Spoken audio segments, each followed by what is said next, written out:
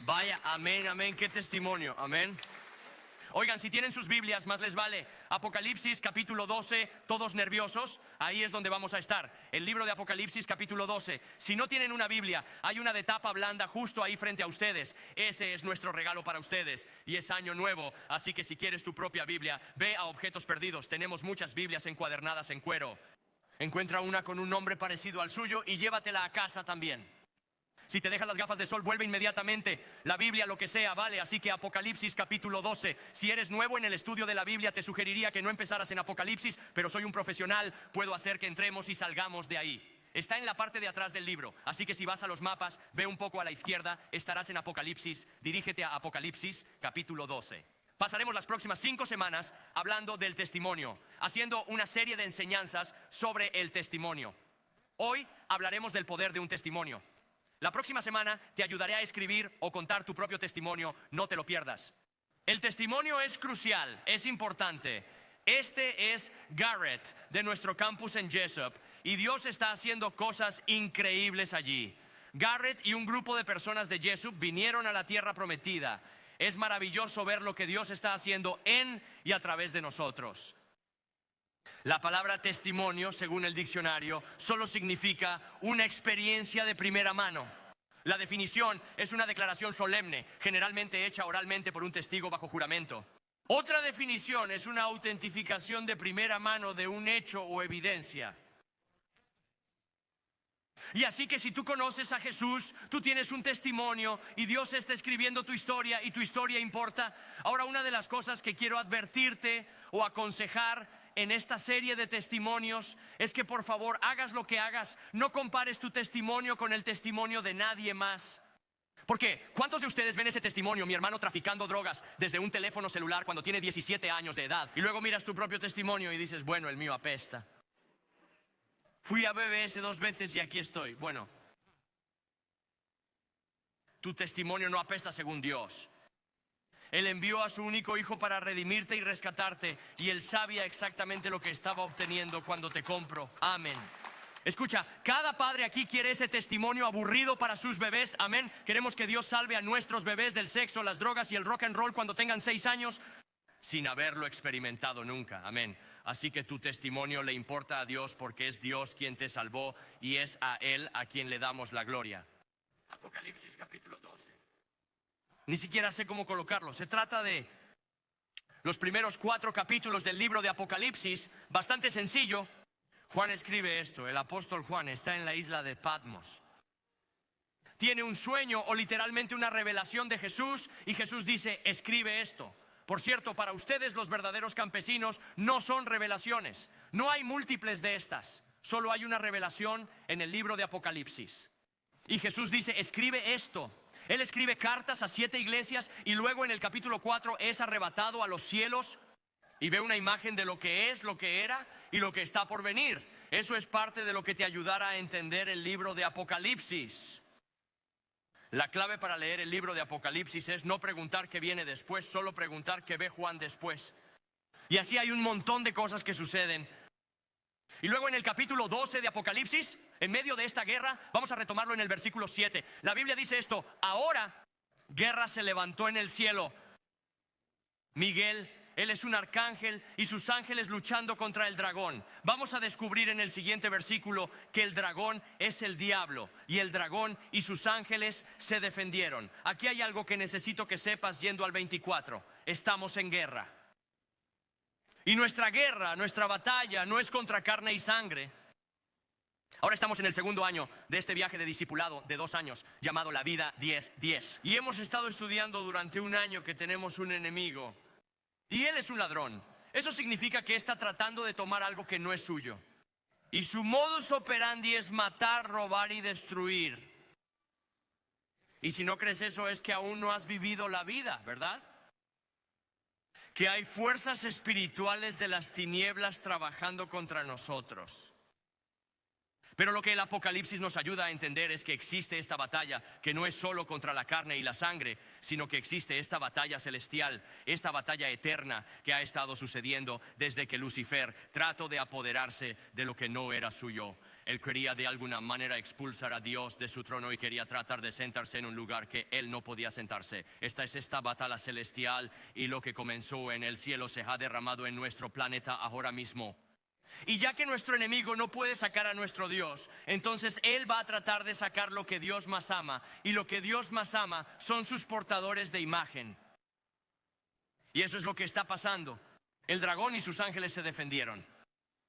Pero él, el dragón, el diablo, fue derrotado y ya no había lugar para ellos. Eso incluye a los ángeles que lo seguían en el cielo. Y el gran dragón fue arrojado, la serpiente antigua que se llamaba Diablo y Satanás. Juan quiere que sepamos de quién está hablando aquí. Así que está hablando de la misma entidad y utiliza 4 diferentes frases o nombres. Lo llama el gran dragón porque en el libro de Apocalipsis así es como aparece como un dragón rojo. Y se refiere a él como la serpiente antigua.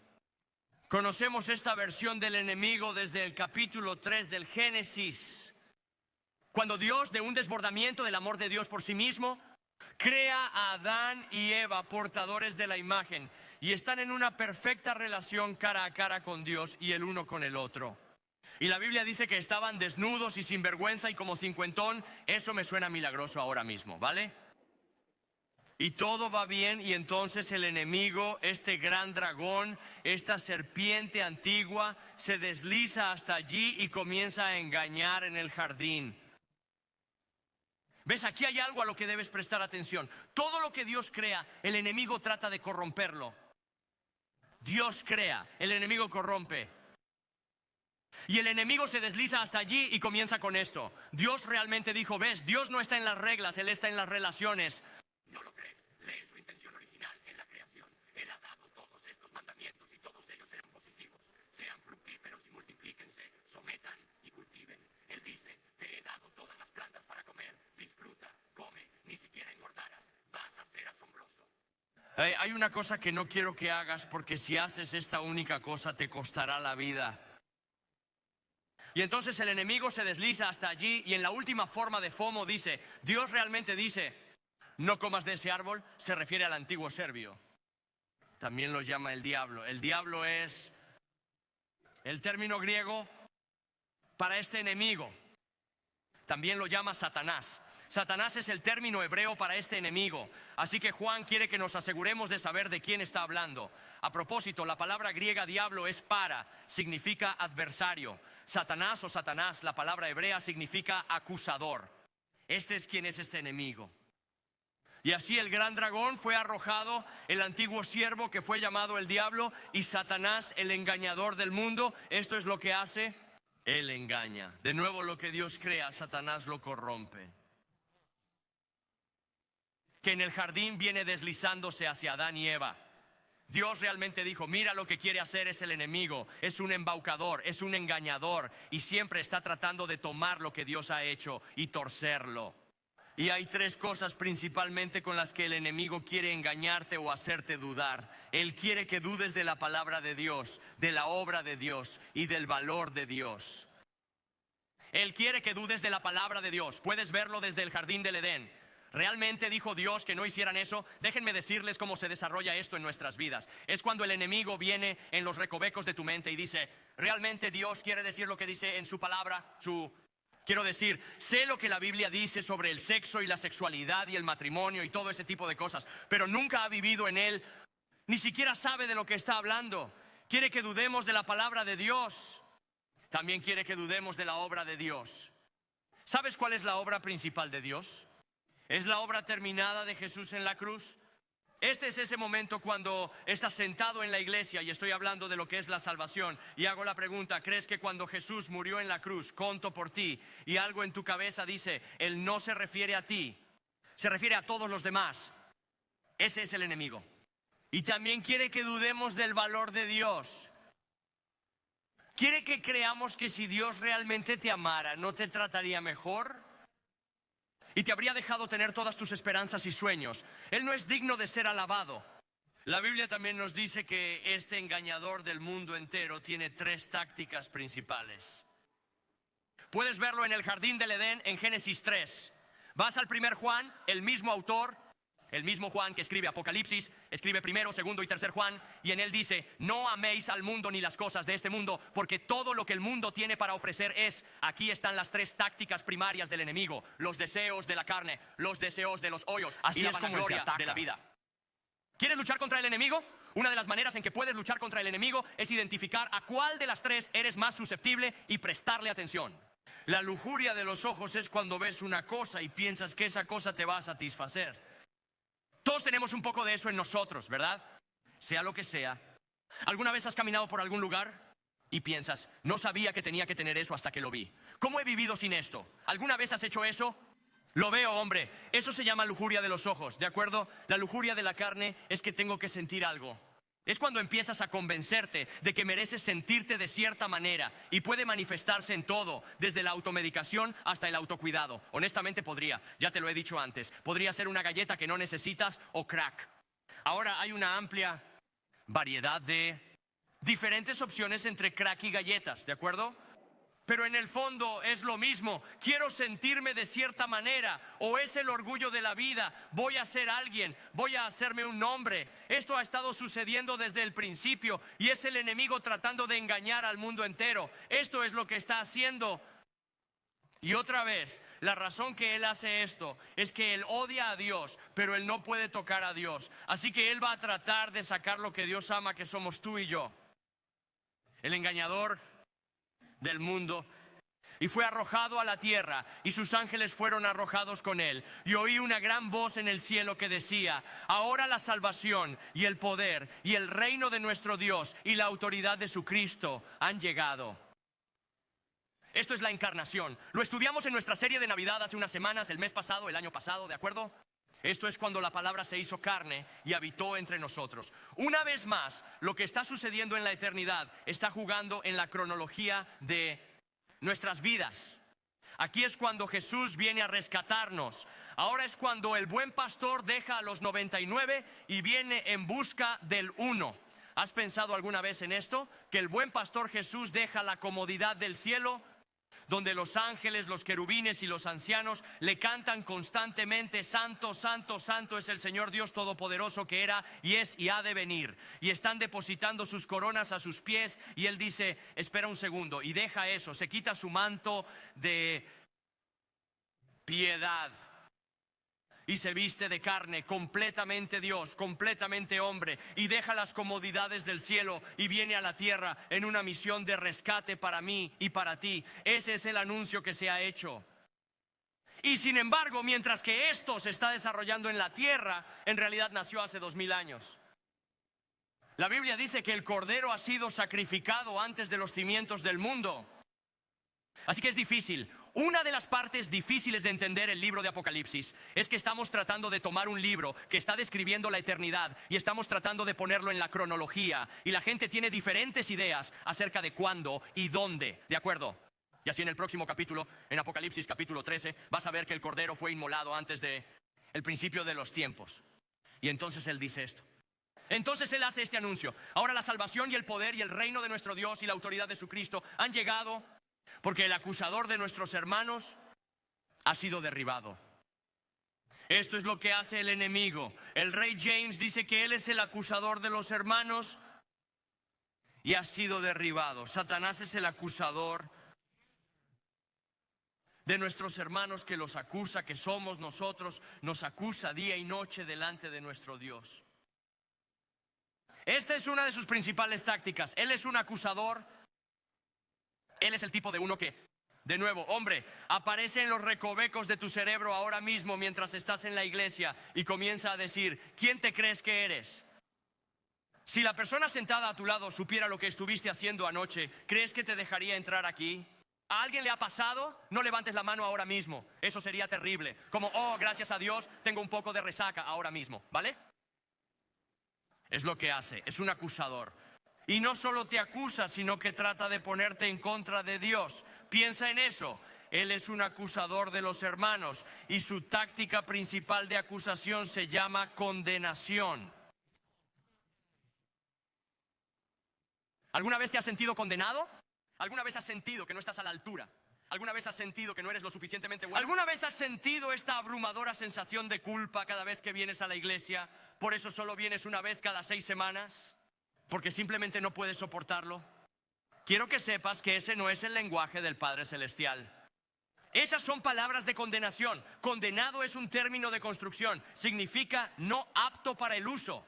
Lo que el enemigo quiere que hagas es que te definas por tu pasado. Quiere que te definas por tus cicatrices. Él quiere que creas que esa cosa que hiciste, de la que nunca podrías ser perdonado, que te define para siempre y determina tu futuro. Por lo tanto, tú, querida, no eres apta. Ya lo ves. Ves al apóstol Pablo luchando con esto en Romanos capítulo 7. Si nunca has leído el capítulo 7 de Romanos y quieres sentirte mejor acerca de tu propio discipulado, deberías hacerlo. Este es el apóstol Pablo. ¿Podemos creer que el apóstol Pablo es cristiano cuando escribe Romanos 7? En caso de que no lo sepas, la respuesta es ajá. Y él está haciendo un poco de introspección allí. Y él es como, ¿cuál es mi problema? ¿Alguna vez has estado allí? ¿Alguna vez has estado siguiendo a Jesús por un minuto? Quiero decir, he sido cristiano por unos 35 años. Pensaría que estaría mucho más avanzado en mi camino de santificación de lo que estoy ahora. Sin amenes, por favor. ¿Alguna vez te has mirado a ti mismo y te has preguntado qué es, en serio, qué está mal conmigo? Pablo hace la misma pregunta en Romanos capítulo 7. Y puedes oír al enemigo susurrando, y él va, ¿qué hay de malo en mí? No lo entiendo. Las cosas malas que no quiero hacer, no puedo dejar de hacerlas. Y las cosas buenas que prometí, de nuevo, en mi resolución de año nuevo que iba a hacer, ni siquiera puedo hacer esto. Quiero decir, yo estaba aquí cuando el pastor Adam estaba predicando. Juré que iba a leer la Biblia todos los días. La leí una vez mientras él predicaba. ¿Qué me pasa? Aquí es donde Pablo llega a Romanos 7 y luego hace esta conclusión. ¿Qué miserable soy? ¿Quién salvaría a un miserable como yo? Y luego responde a su propia pregunta. Alabado sea Dios el Padre por Jesucristo mi Salvador, que vino para mi salvación. Que Jesús sabía exactamente lo que se traía entre manos cuando me compró y pagó por mí. Y por supuesto tengo un enemigo que quiere atacarme. Y luego sigue en Romanos capítulo 8, verso 1. Esta es la respuesta a los susurros cuando el enemigo te miente. Él dice, por lo tanto, ahora no hay condenación para aquellos que están en Cristo Jesús. Escucha, cuando el enemigo viene a ti acusándote y tratando de engañarte, mejor memoriza algo de Romanos 8, capítulo 1. Mejor memoriza algo de Romanos 8. Uno que dice, por lo tanto, ahora, oye, enemigo, cuando él empieza a decir, ¿quién te crees que eres? ¿Sabes lo que me gusta hacer? Me gusta contestarle.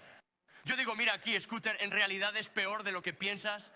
No eres omnisciente. Todo lo que tienes es la película del juego sobre mí. Y seguro, tengo algunos pecados del pasado que necesito que me perdonen. De eso no tengo ninguna duda. Pero ni siquiera sabes lo enfermo y retorcido que soy en esta mente. Y sin embargo, aún en mi situación torcida y depravada, Jesús me buscó. Me amó, vino por mí, murió por mí, puso el gozo delante de él para ir a la cruz y me llama su hijo comprado con sangre. Ahora, ¿qué tienes que decir al respecto? Por lo tanto, ahora no hay condenación para los que están en Cristo Jesús. Y mientras el acusador acusa, Pablo sigue, hombre, ¿quieres leer el capítulo más grande en la historia de los capítulos de todo el mundo? Romanos capítulo 8. Y entonces, por el tiempo que él llega al final, él entonces dice esto que, pues diremos a estas cosas. Estas cosas de las que está hablando son las acusaciones del enemigo. Él dice, esto es lo que debemos decir a estas cosas. Si Dios está por nosotros, ¿quién puede estar contra nosotros? El que no perdonó ni a su propio hijo, sino que lo entregó por todos nosotros, ¿cómo no nos dará también con él todas las cosas? ¿Quién podrá acusar a los elegidos de Dios? Y yo os digo, ¿quién lo intentará? Es el diablo, el acusador de los hermanos. Ese es quien lo intentará. Y su respuesta es Dios quien justifica, quien ha de condenar. Cristo Jesús es el que murió. Más que eso, quien resucitó, quien está a la diestra de Dios, quien en verdad está intercediendo por nosotros. ¿Sabes lo que Jesús está haciendo ahora mismo? Está al oído derecho de Dios Padre orando por ti y orando contra tu acusador mientras estamos sentados aquí en la iglesia. Alabado sea Dios por eso. ¿Quién nos separará del amor de Cristo? ¿Tribulación o angustia o persecución o hambre o desnudez o peligro o espada? Y luego va a contestar su propia pregunta en el verso 37. No, en todas estas cosas somos más que vencedores por medio de aquel que nos amó, porque estoy seguro de que ni la muerte, ni la vida, ni ángeles, ni principados, ni lo presente, ni lo porvenir, ni las potestades, ni lo alto, ni lo profundo, ni ninguna otra cosa creada nos podrá separar del amor de Dios en Cristo Jesús, Señor nuestro. Amén. Si fuera a escribir una canción sobre esto, sonaría algo así. Estoy luchando una batalla que ya hemos ganado. Ahora usted puede mirar alrededor y usted puede sentirse como, bien, yo no me siento como un ganador ahora mismo. Y claro, hombre, entonces dices cosas como, Dios, no sé lo que estás haciendo, pero sé lo que has hecho. Y en la cruz de Jesucristo declaró, está consumado. Él es el acusador de los hermanos. Así que cuando sientes que no eres suficiente, la respuesta real es, tienes razón, no eres suficiente. Esto no es que seas una mejor versión de ti. Se trata de que tú y yo estamos perdidos y torcidos y depravados. Pero Dios, rico en misericordia, nos alcanzó y nos salvó y nos redimió y nos adoptó. De hecho, la Biblia dice que somos más que vencedores. ¿Sabes lo que es un conquistador? Si estuvieras en un ejército para un rey y conquistaras otra tierra, entonces recibirías parte del botín de esa victoria. Pero ¿sabes lo que pasa si eres un hijo? Te vas a casa con el rey y comes en la mesa del rey. ¿Por qué? Porque eres más que un conquistador. Eso es lo que somos. Es algo muy importante. Así que Él es el acusador de los hermanos. Eso es lo que hace. Por cierto, esto es muy interesante. Todo lo que Dios crea, el enemigo lo corrompe. La razón por la que te estoy presentando esta batalla cósmica es porque quiero que entiendas lo importante que es tu historia a la luz de esta batalla. Y así todo lo que Dios crea, el enemigo lo corrompe. En esta lista, varias veces en el Nuevo Testamento hay estas listas de pecados peligrosos. Hay estas listas de pecados que están diciendo, hey hombre, las personas que viven de esta manera no van al cielo. No porque lo que haces decide si vas al cielo, pero si amas a Jesús, entonces Jesús te va a alejar de este tipo de cosas. Y enumera todo tipo de cosas locas. Es como embriaguez y libertinaje y hechicería y brujería y estafa y asesinato y orgias. Eso siempre está ahí. Siempre es un poco como... Creo que acaba de decir orgía. La iglesia del domingo por la mañana, sí. Y entonces, en cada una de esas listas hay un par de cosas que siempre aparecen. Chismes y calumnias. ¿No es una locura? Ustedes como, espera un segundo. Estafa y asesinato y orgías, ahí está otra vez. ¿Está en la misma lista con chismes? Espera un segundo. Eso es, quiero decir, aquí está la cosa, hombre, aquí está la cosa. Lo que Dios crea, para lo que Dios creó tu boca, fue para darle gloria a Él, para hablar la verdad y para usar nuestra boca para guiar a otras personas hacia Él. Y entonces el enemigo la corrompe. Y dice, oh, en realidad voy a tomar eso mismo y voy a hacer que vomites odio sobre otras personas. Vas a hablar de personas donde tú no eres el problema o la solución, o inventar mentiras sobre otras personas. La palabra griega para esto se llama Twitter. No sé si lo sabes. Cada vez, hombre, que estás en el otro lado de señalar con el dedo a esa persona o ese líder o esa iglesia, no puedo creerlo. Solo te voy a decir, podrías estar participando con el acusador de los hermanos y chismes y calumnias sobre alguien que Dios pagó con la sangre de su hijo para comprar. No hagas eso, por favor, no seas ese tipo de persona. Y así que esto es lo que es el acusador de los hermanos. Él ha sido derribado. Nos acusa día y noche ante Dios. Y ellos, aquí está nuestro gran versículo. Este es todo el versículo, ¿listo? Y ellos hablando de los hermanos, hablando de la iglesia, hablando de mí y de ti si eres seguidor de Jesús. Y nosotros hemos vencido a Él. Y nos dice por tres cosas.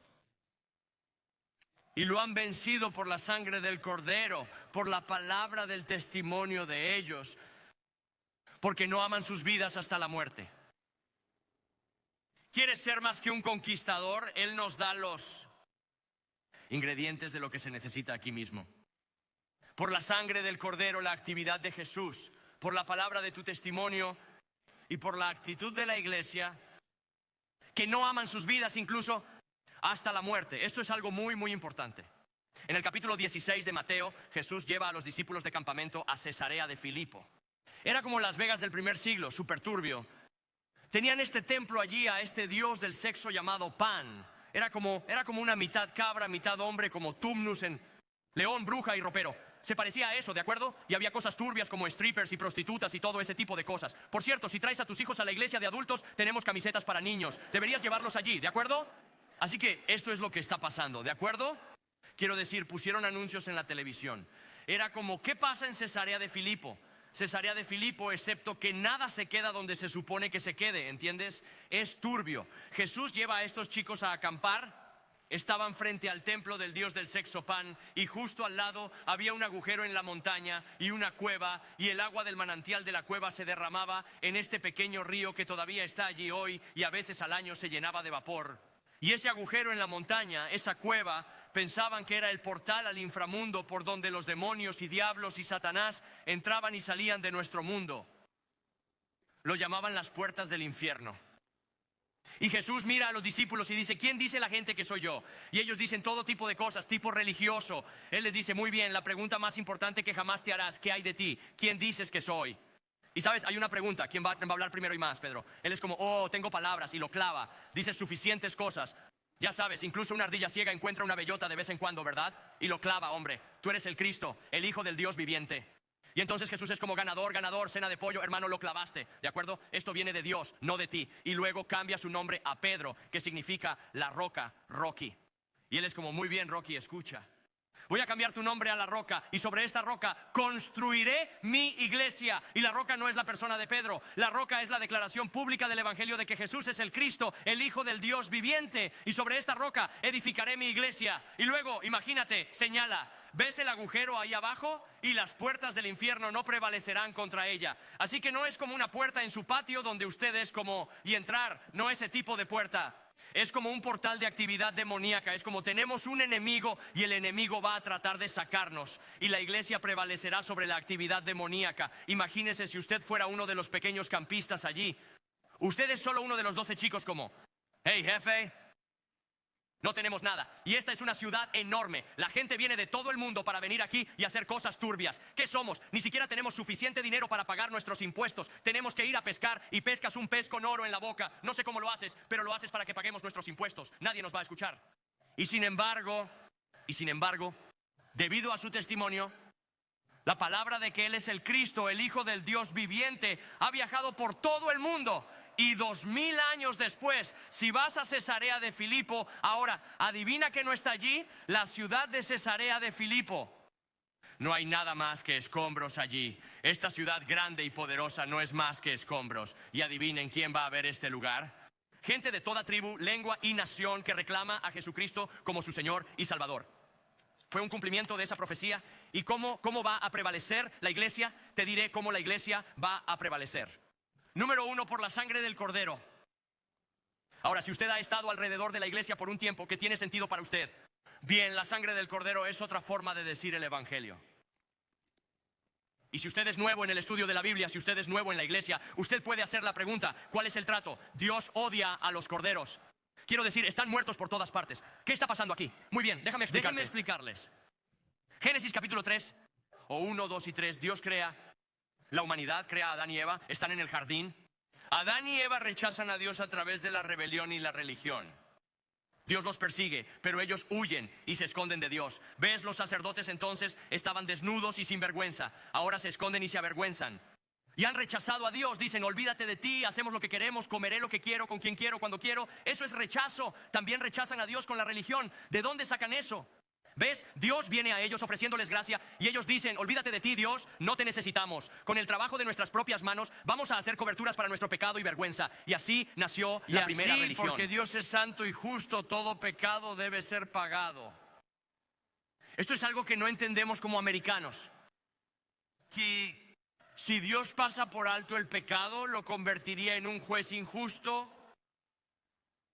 Y así los castiga por su pecado, los echa del jardín del Edén. Pero al hacerlo maldice al hombre, maldice a la mujer, maldice el suelo que pisamos. ¿De acuerdo? Vivimos en un mundo imperfecto. Es por eso que ese árbitro hizo esa mala llamada en contra de nosotros. Contra los Bengals, ¿de acuerdo? Estaríamos ocupados este fin de semana si no fuera por eso. Pecador, ¿entiendes lo que digo? Ahora. Y le dice a la mujer, le dice: voy a poner enemistad entre tu descendencia y esta serpiente antigua. Llegará un día en que un hijo varón saldrá de tu línea y este enemigo va a tratar de matarlo, y al hacerlo le va a aplastar la cabeza. Se llama el protoevangelio, Génesis 3, versículo 10. Y luego justo después de eso, como Dios juzga a él e incluso lo echa del jardín, la Biblia dice que hace cubiertas para ellos de pieles de animales, lo que significa por primera vez la sangre fue derramada para cubrir el pecado. Y tú dices, ¿por qué tiene que derramarse sangre? Muy bien. La Biblia dice esto en Hebreos 9, versículo 2. De hecho, bajo la ley, casi todo es purificado con sangre. Sin el derramamiento de sangre no hay perdón de pecados. Y tú estás como sí, pero ¿por qué? Eso parece aleatorio. Aquí está la cosa. La razón por la que nos parece aleatorio es porque no entendemos la gravedad del pecado. Al igual, ¿qué tipo de broma al respecto, no? Ni siquiera pensamos que es para tanto. De hecho, no sé si sabes esto, los cristianos ya ni siquiera pecan, luchan. ¿Alguna vez has notado eso? ¿Cuándo fue la última vez que estuviste en un grupo de discípulos y dijiste, oren por mí, estoy pecando? No, diríamos, solo tengo una lucha. ¿Pueden orar por mi lucha? Mira, querido, eso se llama pecado. ¿No es una lucha? ¿Luchas con la verdad? Nosotros pecamos.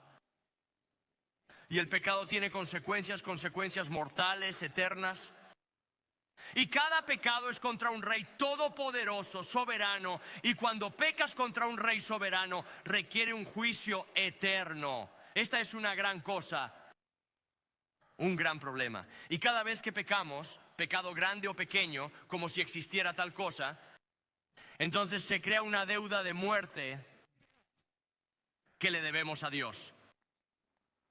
Y así, en el Antiguo Testamento, en el libro del Levítico, estoy seguro de que lo leíste esta mañana, Dios establece este sistema de sacrificios y durante todo el año habría todo tipo de sacrificios. Pero el grande en Levítico 16 se llama el día de la expiación. La palabra expiación significa pago.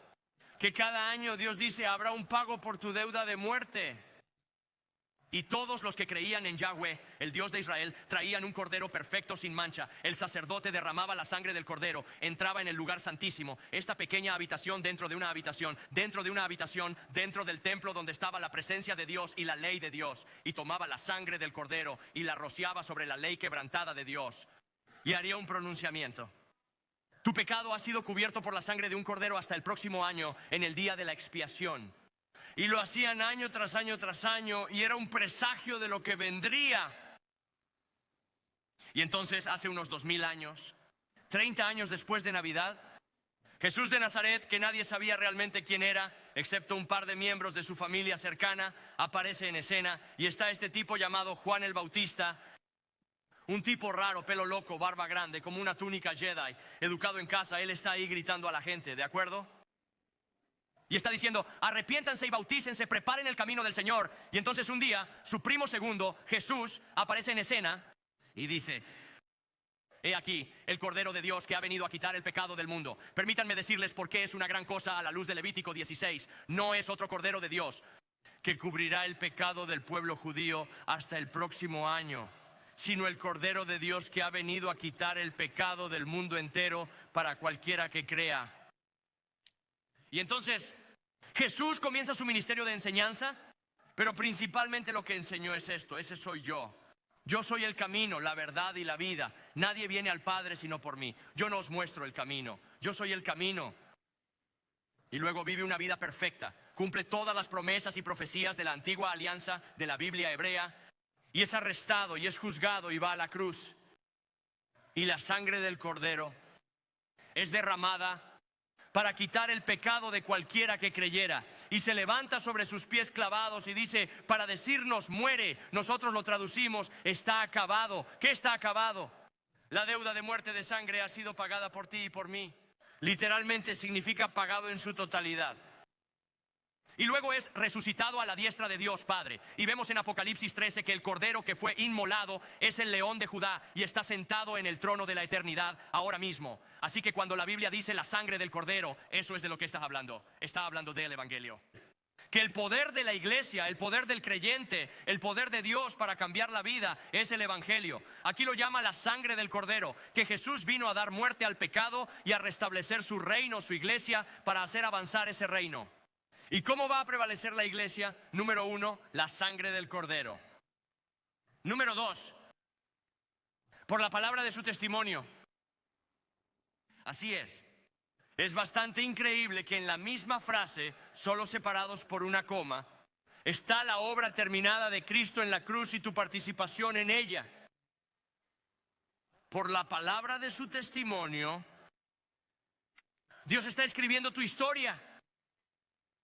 ¿Por qué es esto tan importante? Te diré por qué. Solo voy a leer, pero tienes que escuchar más rápido. Estamos un poco atrasados. Romanos 10, 9. El apóstol Pablo de nuevo dice esto. Va a exponer el evangelio. Porque si confesares con tu boca que Jesús es el Señor y creyeres en tu corazón que Dios le levantó de los muertos, serás salvo. Déjame preguntarte, ¿alguna vez has hecho eso? ¿Alguna vez has creído que cuando Jesús murió en la cruz eso contaba para ti? Y si eres como, entonces confiesas, Jesús, te entrego mi vida. Por eso hacemos eso al final de los servicios. Eso es lo que es. 4, un pequeño comentario.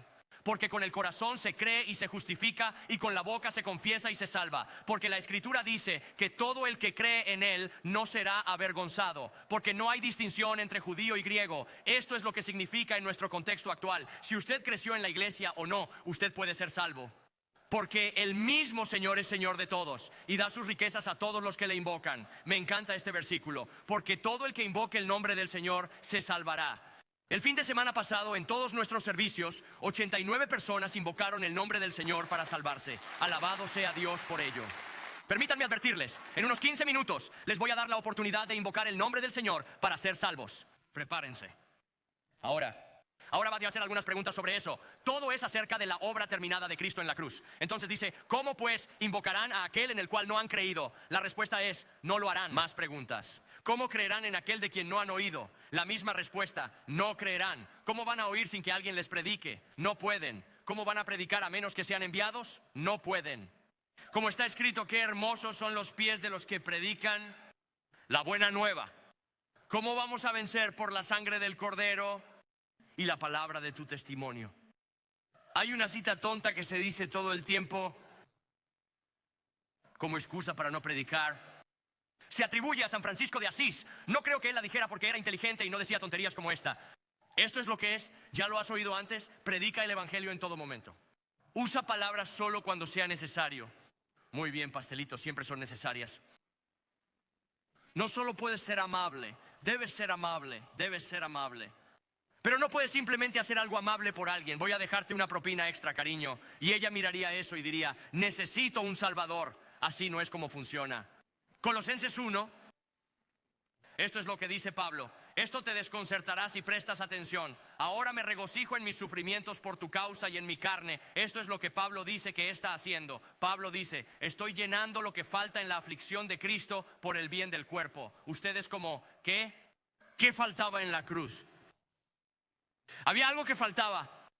Él lo explicará. Lo que faltaba no era la obra terminada de la cruz para comprar para nosotros la salvación. Lo que faltó fue llevar ese mensaje a la gente que aún no lo ha escuchado. Eso es lo único que faltaba. Esa es la iglesia de la cual me convertí en ministro, de acuerdo con la mayordomía de Dios que me fue dada para que ustedes dieran a conocer plenamente la palabra de Dios. El misterio escondido por edades y generaciones, pero ahora revelado a los santos.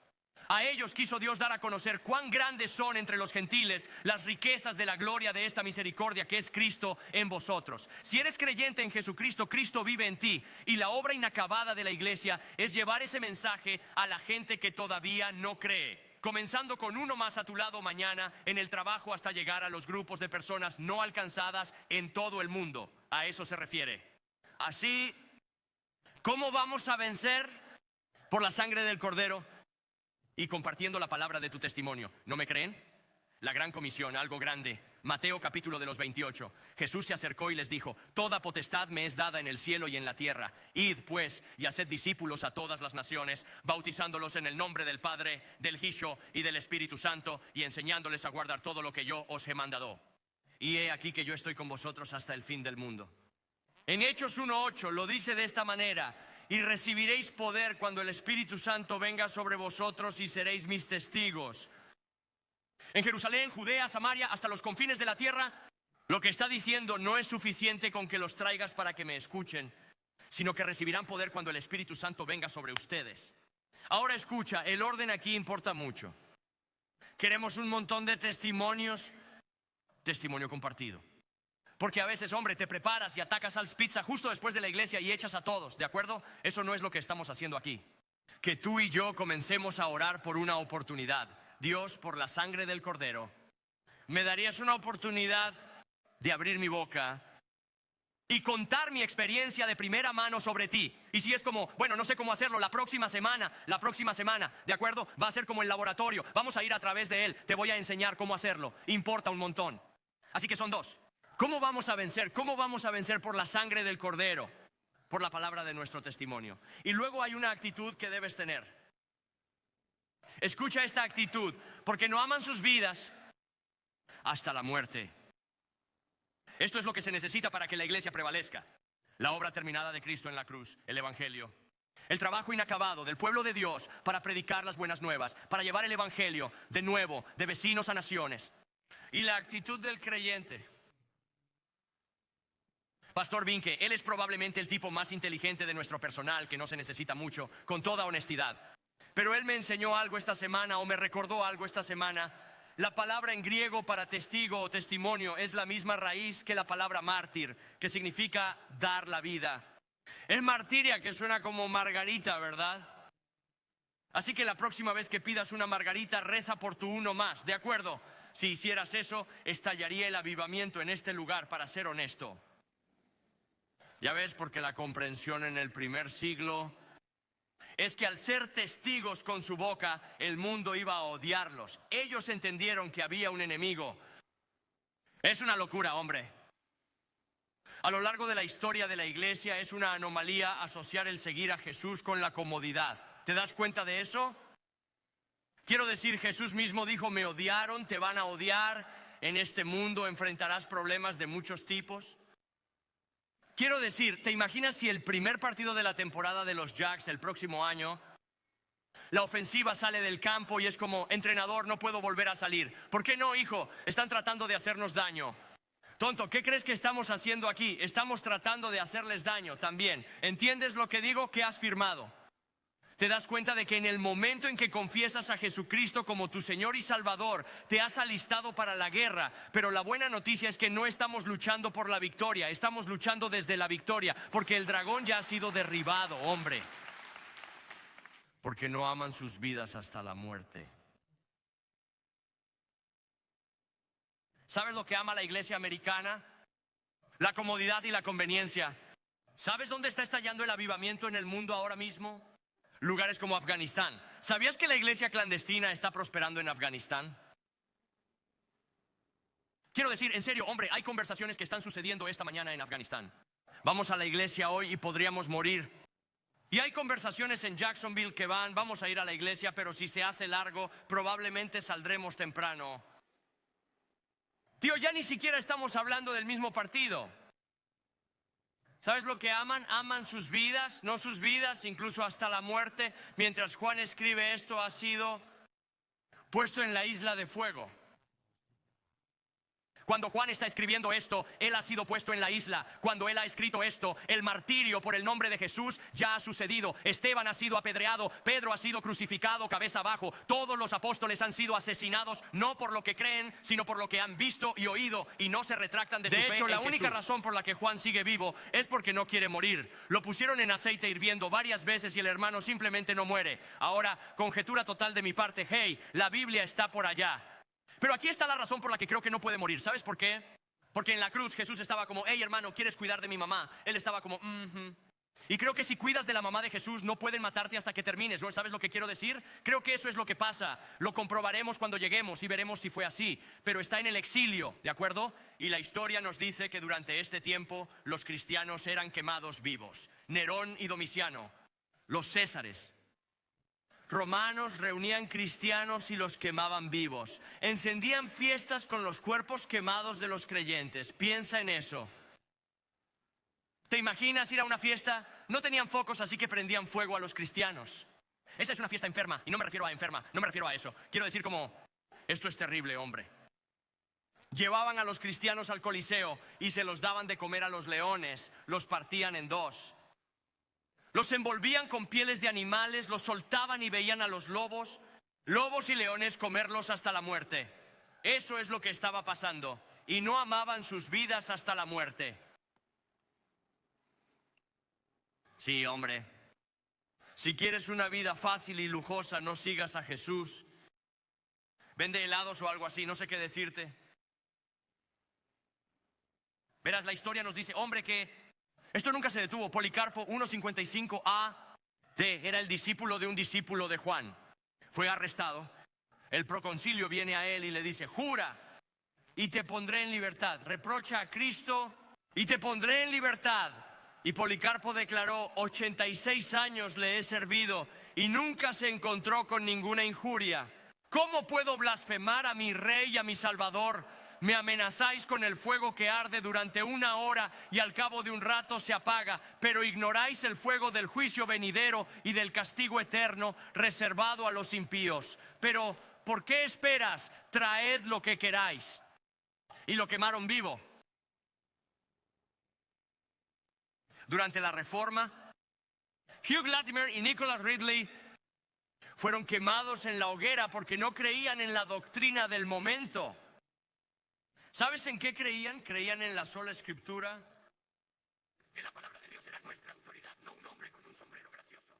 Creían en la sola fide, que es solo por fe, solo por gracia, que somos salvos solo en Cristo, no por ninguna buena obra que la iglesia te diga que tienes que hacer. Y así quemaron vivos a estos hombres. Y en la hoguera está registrado que Latimer y Ridley fueron atados a la estaca, encendieron el fuego bajo sus pies. Y Hugh Latimer famosamente le dice a Nicholas Ridley: sea de buen consuelo, señor Ridley, y hágase el hombre. Este día encenderemos una vela por la gracia de Dios en Inglaterra que confío nunca se apagará. Y la buena noticia es que el evangelio empezó a extenderse como la pólvora. En días recientes, el año es 8 de enero, este es un mártir muy famoso, Jim Elliot. Él y un grupo de chicos, un grupo de jóvenes, estaban llevando el evangelio por un río en Ecuador. Literalmente el lugar se llama Palm Beach. Y estaban tratando de llegar a un grupo de personas no alcanzadas por primera vez en la historia con las buenas nuevas del evangelio de Jesucristo. Y fueron apuñalados hasta la muerte cuando salieron de los barcos. Y cuando la noticia llegó al mundo de la muerte de estos jóvenes, fue calificada como una trágica pesadilla. Y Elizabeth, su esposa, escribe un artículo y se imprime en todo el mundo en el periódico. Y ella dice que el mundo no reconoció la verdad de la segunda cláusula en el credo de Jim Elliot. El credo de Jim Elliot es una frase muy famosa. Dice esto: lo dijo cuando estaba vivo. Obviamente, no es tonto el que renuncia a lo que no puede ganar para ganar lo que no puede perder. Y la iglesia moderna gasta todo tipo de tiempo y talentos y esfuerzos tratando de aferrarse a cosas que nunca jamás podremos conservar. Unos años después, ¿quieres hablar de no amar tu vida hasta la muerte? Su esposa la lleva a ella y a sus hijos de regreso a las mismas costas donde su esposo fue martirizado y comparte el evangelio con el grupo de personas que asesinaron a su esposo. Y el avivamiento estalla en ese lugar. ¿Por qué? ¿Por su talento? No, hombre. Ella estaba sobre la sangre del cordero, la palabra de su testimonio, y no amó su vida hasta la muerte. Uno de los asesinos de Jim Elliot se convirtió en un pastor que comenzó una iglesia en ese lugar en Ecuador que todavía está allí hoy. Hoy en día se estima que 360 millones de cristianos en más de 70 países se enfrentan a altos niveles de persecución. Honestamente, no es demasiado descabellado que en mi vida podría haber un día en que alguien trata de entrar en esta puerta y ponerme las esposas por las cosas que digo que vienen de este trabajo. Y entonces ya veremos, iglesia. Quiero decir, vamos, hombre, se está cómodo aquí, ¿no? ¿No es dulce? Ah, sí, es perfecto. Todos los niños se registraron. Todo el mundo tiene su propio asiento. Trabajamos muy duro para asegurarnos. Quiero decir, algunos de ustedes realmente sufrieron por Jesús y tuvieron que estacionar en Publix hoy. Aparcamiento fuera del sitio con un servicio de transporte hasta aquí. Estamos tratando de conseguir, ya sabes. ¿Y sabes lo que nos gusta? Comodidad y conveniencia. Eso es lo que amamos. Queremos que el mundo solo gire a nuestro alrededor. No queremos hacer cosas difíciles. ¿Sabes de qué tenemos miedo? De lo que pensará la gente. ¿Verdad? Como si yo quiero decir, no quiero ser uno de esos locos. Si voy en público y hablo de Jesús, hablo de lo que ha hecho en mi vida, ¿qué pensará la gente? O tenemos miedo de una conversación incómoda o un poco de ridículo. O tememos, ¿estoy autorizado a hacerlo? Era ilegal compartir el evangelio en el primer siglo y los echaron a los leones, no los detuvieron. Y la iglesia puede ser cerrada con solo un poco de presión en este momento. Tal vez la más triste de todas, la razón por la que no nos paramos sobre la sangre del Cordero y compartimos el testimonio, es porque ni siquiera pensamos en ello, porque hemos sido adormecidos por las comodidades y conveniencias de este mundo. ¿Y tú? ¿Qué hay de ti ahora de nuevo? Lo que estoy tratando de que hagamos aquí es ver la vida eterna, como si viviéramos en una eterna batalla cósmica que ya ha sido ganada. Y si has sido ganado por la gracia de Jesucristo, te prometo que no puedes evitar abrir tu boca, pararte sobre la sangre de un cordero, compartir la palabra de tu testimonio, y que nosotros, obligados por el amor de Cristo, amemos nuestras vidas, ni siquiera hasta la muerte. Y esto es lo asombroso. Esto es muy, muy personal. Esto es muy personal. Estoy sentado con mi amigo, Charles Martin. Estamos trabajando en el próximo libro que saldrá a finales de este año, haciendo ediciones. Y estamos hablando de este verso. Y él dice, ¿sabes lo que pienso? Dice, creo que ese versículo es un versículo muy famoso, Apocalipsis 12:11. Dijo, ¿y si no se trata solo del avance del reino de Dios y de la iglesia que prevalece? ¿Y si también se trata del momento de la salvación? Le dije, ¿qué quieres decir? Él dijo, bueno, piénsalo. Venceremos por la sangre del Cordero, por lo que Jesús ha hecho en la cruz y por la palabra de tu testimonio. ¿Sabes cuál es tu primer testimonio? Entrego mi vida al señorío de Jesucristo. Todos los que invoquen el nombre del Señor serán salvos. Y no amo mi vida hasta la muerte. ¿Sabes lo que significa ser cristiano? Significa que entregas tu vida al señorío de Cristo. Que dices, estoy crucificado con Cristo, ya no vivo yo, es Cristo quien vive en mí. Jesús dice, si quieres encontrar tu vida, tienes que perderla. Si quieres ser un seguidor mío, tienes que morir a ti mismo diariamente y ser crucificado. Y entonces me di cuenta lo que Dios quiere hacer a través de ti. Antes que nada, quiere hacértelo a ti. ¿Entiendes eso? Quiero decir, eso es lo que es un testigo. No puedes dar testimonio de algo que no has presenciado. No puedes dar testimonio de algo que no has experimentado de primera mano. Pero lo que Él quiere hacer a través de la iglesia, llevar las buenas nuevas del Evangelio de Jesucristo a toda tribu, lengua y nación, primero y ante todo, quiere hacerlo en ti, por la sangre del Cordero. ¿Has llegado al lugar en tu vida donde te das cuenta de que Jesús vino en una misión de rescate para ti? Y no murió simplemente por ti, murió en tu lugar. Y en la cruz, cuando se levantó sobre sus pies clavados y dijo, consumado es, ¿que crees que de alguna manera eso contó para mí? Y tal vez hoy por primera vez lo crees. Bien, genial. Entonces hagamos Romanos 10:9 e invoca el nombre del Señor.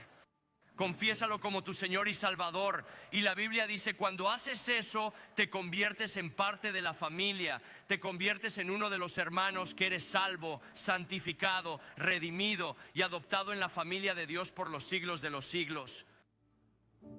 Y entonces para aquellos de nosotros que son salvos, que salimos de este lugar como vencedores, como por la sangre del Cordero, por la palabra de nuestro testimonio, y que no amemos nuestra vida hasta la muerte. Así que si nunca han tomado eso personalmente, quiero darles la oportunidad de hacerlo ahora mismo. ¿Inclinarían sus cabezas? ¿Cerrarían sus ojos? Y si están listos para admitirlo, lo entiendo, ok, soy un pecador, necesito un salvador, mi camino no funciona y creo que Jesús vino en una misión de rescate para mí. Y cuando murió en la cruz, cuando dijo tetelestai, pagado por completo, una parte de lo que quiso decir es que mi deuda de pecado fue pagada. Y en este momento estás listo para confesar a Jesucristo como tu Señor y Salvador, para rendirle tu vida. Entonces lo que quiero que hagas es que levantes tu mano en alto e invoques el nombre del Señor. Y la Biblia dice que serás salvo. Nuestro bueno y misericordioso Padre Celestial, Dios, te amamos, te alabamos, te damos gracias por Dios, estas manos en el aire. Te doy gracias. No son las manos en el aire las que salvan a nadie. Es tu obra terminada en la cruz la que lo hace.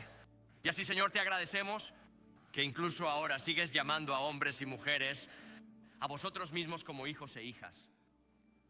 Y Espíritu Santo, te ruego que caigas de manera sobrenatural sobre este movimiento y que nos paremos sobre la sangre del Cordero. Que sepamos que no son nuestras obras, es la sangre del Cordero la que salva.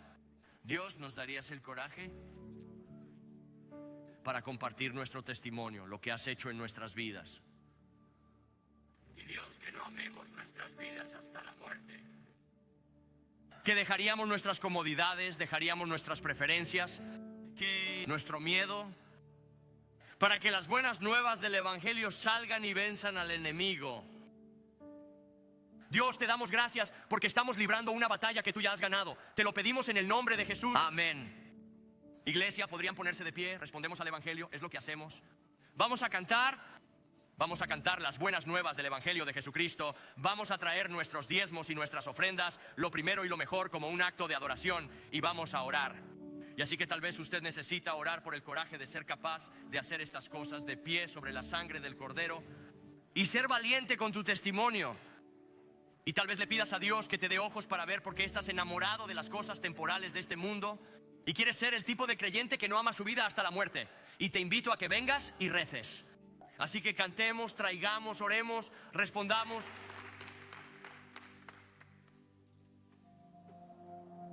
Crecí en el sur de Luisiana, una pequeña ciudad a las afueras de Nueva Orleans, una zona bastante golpeada por la pobreza. Mucha violencia, drogas, tiroteos, cosas así. Eran algo normal. De joven, lo único que pensaba de Jesús eran las reglas. Tengo que rendir a este nivel para que Jesús me ame, porque esa es la relación de amor que conocí por mis padres. Yo solo pensaba que Jesús es un gobernante y si me equivoco, fracasaba. Sabía que tenía que llegar a fin de mes, tenía que comprar ropa para el colegio y pagar facturas y hacer cosas que hacían los adultos. Y la única manera que sabía cómo hacerlo era vender drogas. Ya sabes, se me fue de las manos muy rápido, muy rápido. A los 17, yo estaba viviendo en Houston a tiempo parcial, la gestión de una operación completa de drogas en el sur de Luisiana desde mi teléfono celular.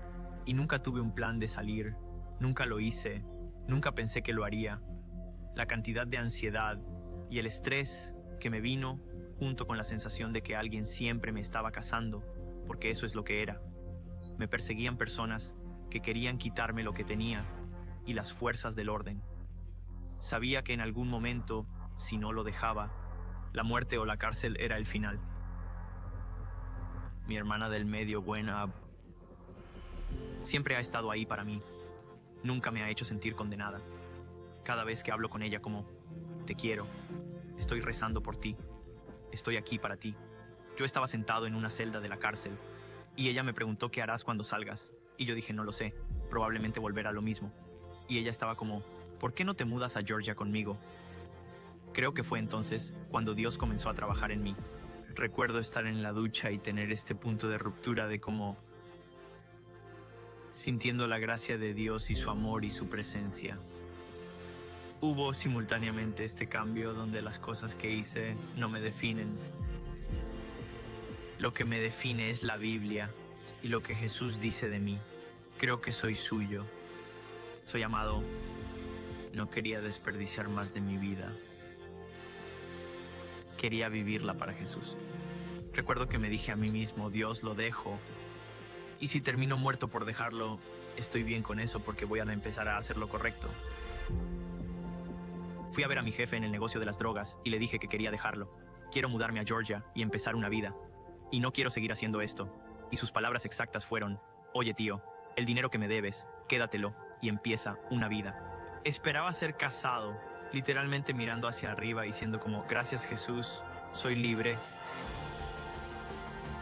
Yo me mudé aquí a Georgia y me conecté con la iglesia de 1122 y ha sido mi hogar desde entonces. Tengo mis pies plantados, me bauticé. Yo no sabía lo que Dios tenía para mí en ese momento, pero yo sabía que venir aquí y experimentar a Dios y la gente solo me ama incondicionalmente.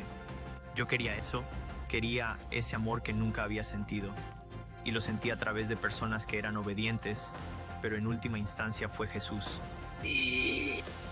Pasé de muerte sin esperanza, adicto, roto a soy un hijo de Cristo comprado con sangre. Y estoy vendido, no puedo pedir nada más.